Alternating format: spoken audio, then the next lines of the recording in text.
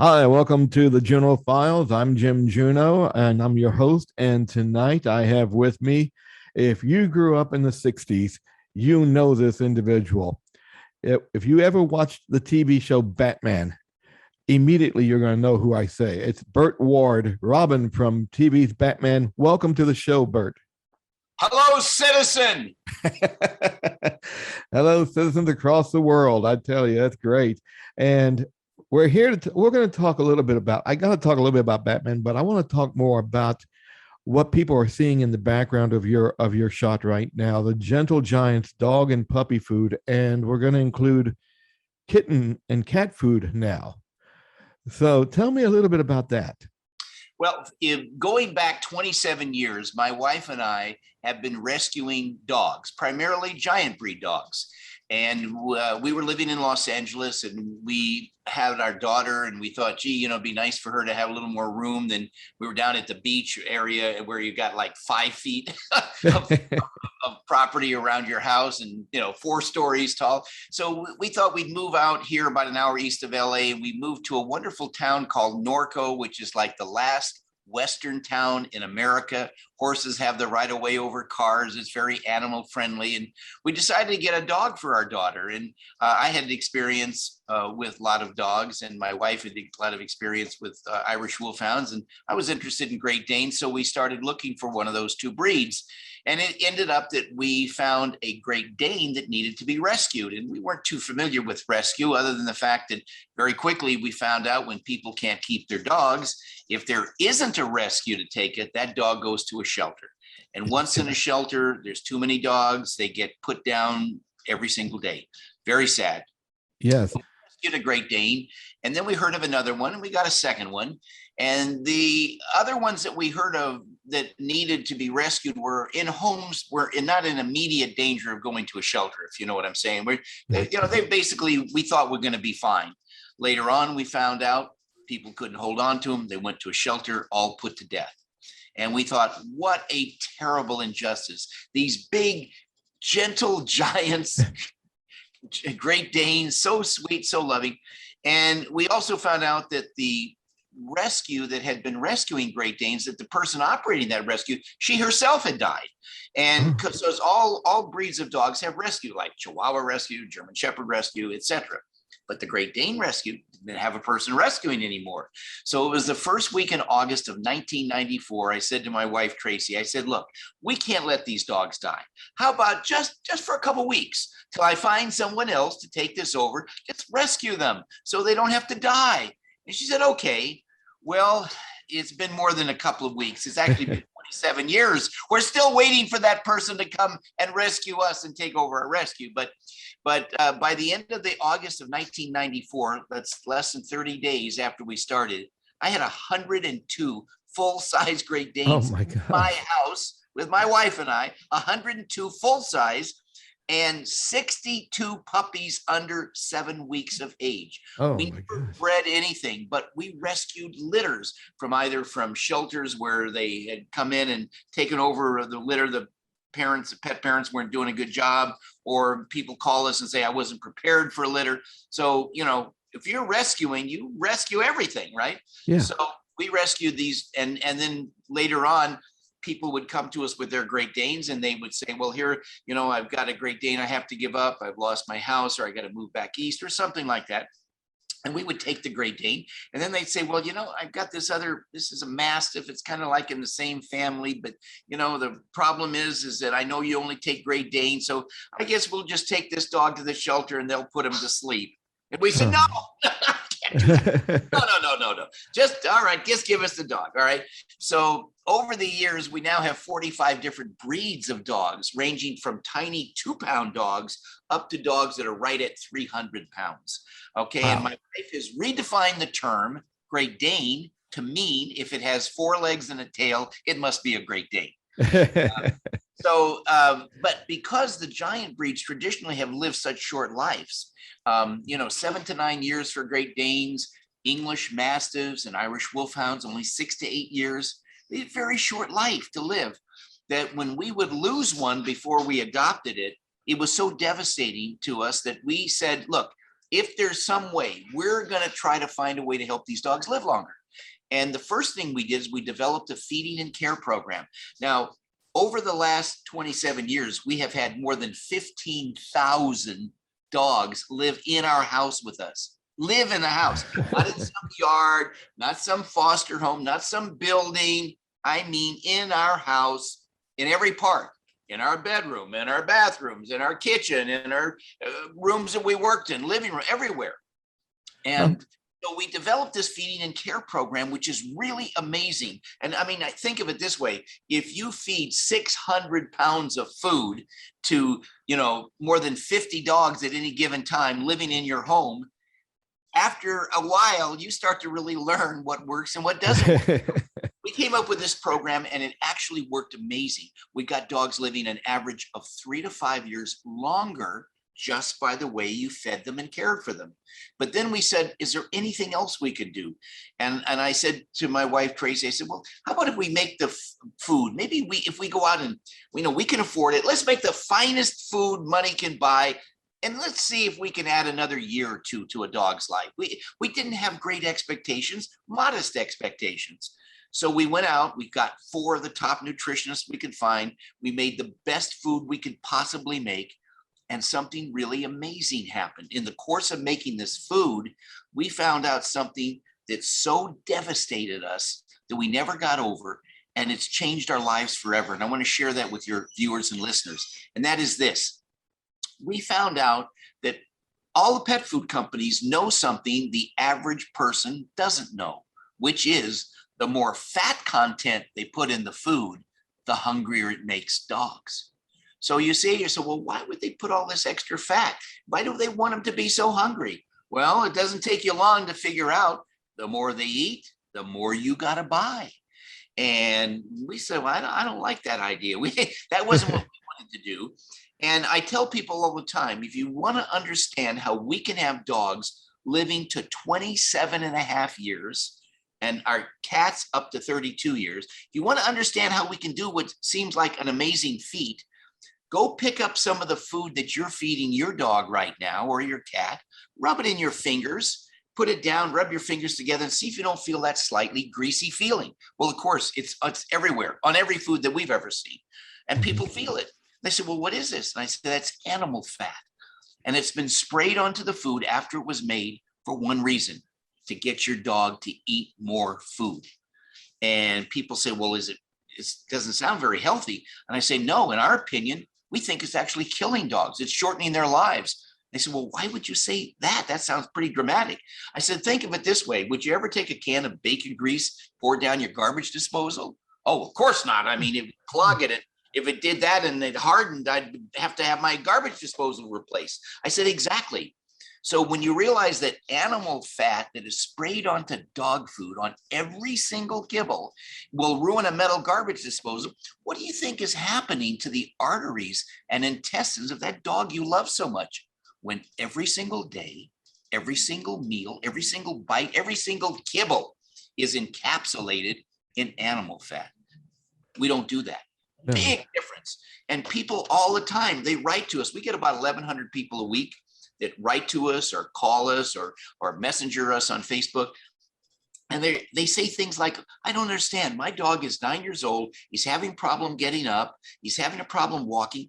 And I look at these videos on your website and you're showing dogs in their mid-20s running around like puppies. I don't understand it. It doesn't seem fair to my dog. Mm-hmm. And what we found out, and all of this research we've got on our website, gentlegiantsdogfood.com, our special feeding and care program, but we came up with a food that we made a food to make dogs live longer. That's what we did, not to go make his money. And in fact, we consider this our charity and we take no salary. Neither my wife, really? $0 in salary, zero. We want to save people money and we make it as affordable as possible. But there's something else that's really important in our food, and that separates us, not just all that fat that other foods have that we don't have, but another big thing, our food is all non-GMO, meaning no genetically modified organisms in food. On our website, there's a section of our GentleGiantsDogFood.com that says non-GMO ingredients. And if your viewers or listeners go there, there's a video that we took from a research site that does research on genetically modified organisms in food. There's one of my wants attention. All right already. So anyway, this video has all these veterinarians and they're talking about their experience. And these are prominent veterinarians all across America, a whole bunch of them. And they all basically say the same thing, which is 10 years ago, 15 years ago, 20 years ago, we would see one patient, dog or cat, a month that had cancer. Now they're saying every single day, 1 out of every 2 patients they see has cancer. And they are attributing that to the genetically modified organisms in food. As an example, rice. In the United States, if you want to go buy rice, and it doesn't matter if it's white rice or brown, whatever, 98% of all the rice you can buy in the United States is GMO. Only 2% is non-GMO. We buy from that 2%, which costs us twice as much to buy because you're buying it from 2% of the market as opposed to 98%. So when you start going all the way down the line of all those ingredients, meat and vegetables and fruits and all the other ingredients in our food, every single one is non-GMO. Wow. And those are just 2 things that we do. But the bottom line is our dogs are so healthy here. And again, we always have a minimum of about 50 here, that we have no illness here. Our dogs go to a veterinarian every 3 years for a $10 rabies update. Okay. Wow. And vet bills, let me tell you, they've become almost like human bills, incredibly expensive. So the long and short of it, this is our charity. We love animals. Our cats are doing amazing, and our dogs are doing amazing. And we help people. And this is kind of like our life's work, This has become our charity. And people say, well, I don't understand. You played Robin on Batman, and now you're out rescuing dogs and helping them live longer. How does that all blend together? And I say, well, I like to think that I was the Cape Crusader, and now I am the Canine Crusader and the Cat and Kitten Food Crusader. So it's still crusading, still fighting to save, lives from heinous villains, and it all works out really great. Now, and you mentioned cat and kitten. Now, this is something relatively new to your company. Yes, yes. It had, yes, you were doing great jobs with a Gentle Giant dog food, but now you've expanded to cat food. And right. I had a cat which lived to be about 23 years old, which I thought was great for our cat. I now have a rescue dog, Jules the movie hound, who may make herself known. I have to warn you, she sometimes likes to, and she's a Vizsla. I don't know if you've ever heard that breed before. Absolutely. Okay, so she's kind of hefty, but the thing is that she's in here now because it's thundering outside. Big tough dog. Okay, shivering. But cat food. I mean, how big of a challenge was that? The cats are living to 31 years old. You told me. 32. 32. One died at 31. One died at 32. Amazing. Let me tell you. Think of it this way: if you provide food to an animal that is pure nutrition without added fats, without excess proteins, without chemicals and artificial preservatives. And others, if you have pure nutrition, you get amazing results. You maximize their longevity. And that's really what we've done. People say, well, what did you do? Discover the fountain of youth? I said, no, I didn't discover. If I discovered the fountain of youth, I'd be drinking from it, but I haven't. We're just not prematurely killing dogs. We're using the best ingredients from the finest suppliers without all of these additives. For example, in our canned food, we make canned food with all fresh ingredients. I mean, fresh meat, fresh fish, not frozen, not dried or packed or whatever. Fresh, every single in that can is fresh, and it's actually cooked in the can. And again, when you provide the maximum nutrition that's totally healthy without anything, if you stop trying to make money and try to do the right thing for the animal, you can get those kind of results. And we tell people all the time, please go to our website, GentleGiantsDogFood.com, GentleGiantsCatFood.com. Read what we've done and follow. I mean, we've spent 25 years learning what people can read on our website in less than 25 minutes. And I mean, it's incredibly powerful, and they get the benefit. I have on our website, our dog food website. Oh, in fact, if you go to GentleGiantsDogFood.com, the first thing you do when you get there, you see a full screen video of my wife and I in bed with 50 dogs. Okay. 11-minute slow motion video, 50 giants all over the place. But below that, and then there's an appearance that I had on the show Ellen. Ellen was very gracious to have me on her show. She's been feeding her dogs our food for, I guess, about 6.5 years. But below that, I have an email that I got from a gentleman from August that said, I've been feeding my German Shepherd your food for 15 years, because we've actually had it out for more than 15 years. And he just died at 23 years of age. Now, a German Shepherd, 23 years of age, that's unbelievable. It is, yeah. But when you consider that if you do everything the best way you can to maximize, you can get those results. Here's a man I never talked to, never said hello, never, heard from him before or after, but he just took the time to thank me for giving him an extra 10 years minimum more with the dog that he loves so much. And I tell that to people all the time. Life is the most precious commodity in the world. There's nothing more precious than life. And when you have an animal, it's like your child. It's like we're pet parents, and our canine kids and our feline kids, and they're so precious, and you want to do everything you can to keep them healthy and happy. And that's what we do. It's amazing. You're doing amazing work, Burt, you and your wife both. And I congratulate you on that. It's such a wonderful talk to somebody who really cares about animals and cares about their health and well-being, and not just out there. And you draw no salary. No. There's no financial gain for us. Yeah. Actually, if anything, there's more stress with more sales, and you're not getting anything from it other than the satisfaction of helping these animals live longer. But your viewers, if they want, they can go into Target stores and get our food. They can go into Walmart and get our food.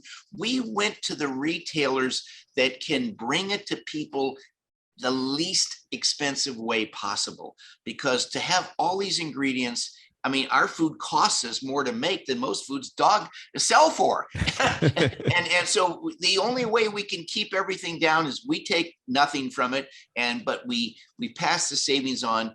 And it's online, all the mail order, Petco.com, PetSmart, Chewy, Target.com, Walmart.com, and our own site, GentleGiantsPetProducts.com. We have lots of people can get our food very easily. But I love the comments I get from people when they tell me that after a month of feeding our dog, most people will call us or write to us, and they'll say something like, "I can't believe I have the same dog. I mean, my dog that hasn't jumped up on my bed in 3 years is jumping on my bed, or my dog that hasn't played and run ball with me for 4 years is now running around like a puppy. Thank you for giving me my puppy back." I hear that all the time. Oh, that's and fantastic. That is worth $1 million. I tell you what, now, since I've got you here, and if I did not ask at least a couple of questions about whatever Batman, you like, I can hear the comments now going, "You had Burt Ward, you didn't even talk about Batman." I'm like, well, he was doing some good stuff here. Let me ask a little bit about Batman. This was your first job in acting. That's correct. It was the first thing I tried out for. I had studied acting, though. I mean, it wasn't like I was just a person that hadn't studied. I had been studying both professionally with professional coaches in Hollywood, and I studied at UCLA, where I was attending the university there. But I hadn't tried out for anything. And what happened was my father was a very prominent real estate broker in Beverly Hills, where I was living. And on the weekends, I would help him by what they call sitting on a house. We don't literally sit on the house, you sit in it. But when people come by, you hand them brochures and you try to answer questions, how many bedrooms and this and that. And a prominent Hollywood producer came in on a weekend to a house where I was, there sitting and showing people around. And I asked him out of the blue, would you mind doing a scene, letting me do a scene for you? And he said, well, all right, I guess so. So I did just a little 3-4 minute scene. He said, well, that's pretty good. How about I send you to an agent? I said, oh, thank you so much, So he sent me to an agent, and I went to this agent, and the agent, I guess, either wasn't having a good day or whatever. He said, I can't get work for the actors I've got. I would never take anybody new. Don't expect to work for a year, but I have to take you because this producer sent you to me. And if you do get something, you might get one sentence or one word. And, I was like, oh, okay, all right, all right. And I left there like, wow, I didn't realize how tough this was. And a couple of weeks later, I got a call from someone in his office, and they said, can you please go over to 20th Century Fox tomorrow? They're on Pico Drive in West Los Angeles. They're interviewing young guys. I said, oh, really? Well, tell me what it's about. Well, we don't know what it's about. We just heard there's there, and we got you an appointment. And I said, okay. So the next day, went over to 20th Century Fox, and sure enough, when I pulled up there, they had my name on a list, and they let me park on the lot. And I was like, wow, I'm on a movie studio lot, and I walked to the bungalow where they have these bunch of bungalows there. And I was introduced to the casting director, and he just asked me like 1 or 2 questions and then said, would you like to meet the executive producer? I said, sure. I figured everybody got to meet the executive producer. Well, that's not true, but I didn't know that. And he sent me to another bungalow and went there, and I went in to see the executive producer. And maybe because I hadn't been rejected like so many actors or so, they're rejected. And remember, their product is themselves, it's not like, if you don't like my shoes, then I'm not going to worry about it. But no, your product is yourself. But I had never gone for an interview, so I had never been rejected. So I didn't go in damaged, if you know what I'm saying.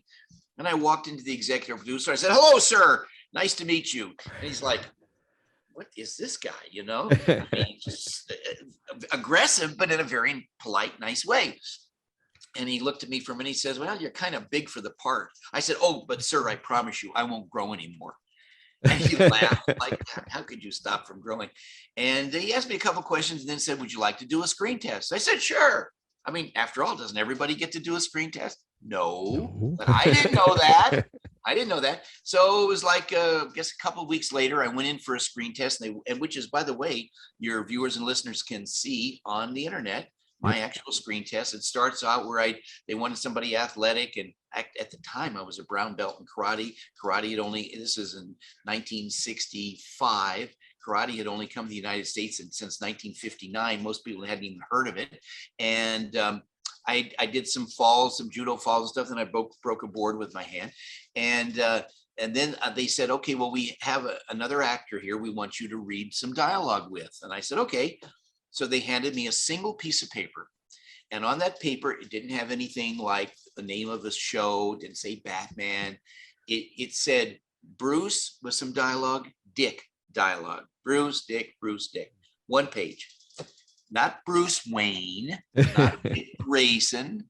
Not that I would have known, because where I grew up, they didn't have Batman comic books. They had Superman. So I wouldn't have known anyway.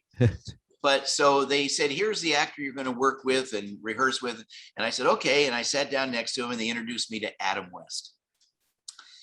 Within 5 minutes, because we were starting to rehearse our lines, within 5 minutes, the two of us were laughing so hard. We got along so well, and we never stopped laughing for more than 50 years. Wow. I just adored that man. He was such a nice guy, and so funny, and so naturally talented. And so we did our dialogue, and in our regular civvies, and they said, okay, we're done. And I said, great, thank you very much, nice to meet you, and I'll let myself out. They said, no, wait a minute, we're not done with you yet. I said, oh, you said you're finished. Yes, we're finished with that shot, but we have something else for you to do. Oh, okay, what is that? Well, we want you to go over on the other side of that sound stage. There's a wardrobe trailer, and there's 2 wardrobe men there going to help you get dressed. And I kind of stopped for a minute. I said, well, no disrespect, but I'm perfectly capable of dressing myself. Oh, no. You don't understand. You just go over there. You'll see when you get there, right? I said, okay. So I went over there, and I'm telling you, walking to the other end of the sound stage is like walking 5 blocks. I mean, it's like a quarter of a mile or something. Anyway, so I went over there and I went into this trailer, and sure enough, there's wardrobe guys, and I see it's like 12 or 14 feet long, and it's like a giant, either a cushion or a mattress or a couch with no back, but it's huge. And there's all these clothes on there. I mean, just the whole thing is covered with clothes. And I said, am I going to put some of this on? And they said, no, you're going to put all of it on. I said, what? What? And they helped me get dressed in what I have, can honestly, and not overstating and not understating, tell you the most horrendously uncomfortable costume that any human being could ever put on. I mean, everything bothered me. The mask rubbed the ends of my eyelashes. It irritated my eyelashes. The tights pulled the hair on my legs. The boots were too tight. The vest was wool and poked through the t-shirt under my chest. The cape, double thick bridal satin, pulled my head back. I mean, there was no peace in that costume. And plus, when you have that mask on, you could only see straight ahead. You have no peripheral vision, and you have no down vision. So when I started to come out of the dressing room trailer, I almost missed the step and broke my neck because I can't see down. But I did turn to the 2 guys in there, and I said, well, because I always try to think positively. You know, you want to try to think positively. I said, well, the good news here is that after another 15 or 20 minutes, I'll never have to put this costume on again. Famous last words. Oh my gosh. Let me ask you this. Now well, how exciting was it going back being Dick Grayson in the little cameo that you did on Crisis on Infinite Earth? Supergirl. The Supergirl. Yeah. You know, and then just before that, I had 2 feature films of Warner Brothers animated feature. I did the voice of Robin.